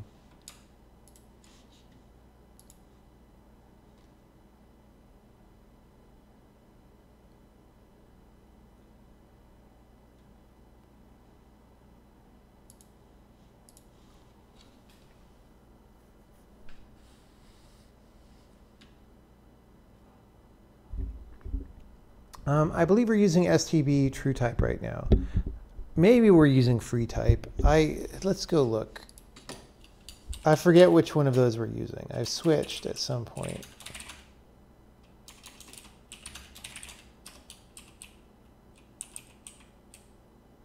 We're using FreeType right now to generate the rasterizations.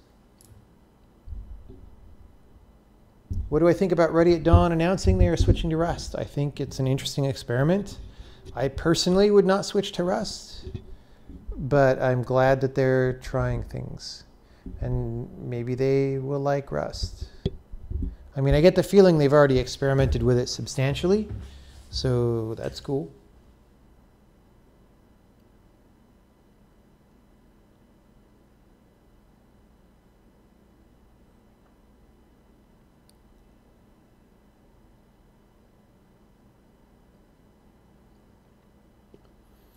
Yeah, I haven't seriously thought about making a shoe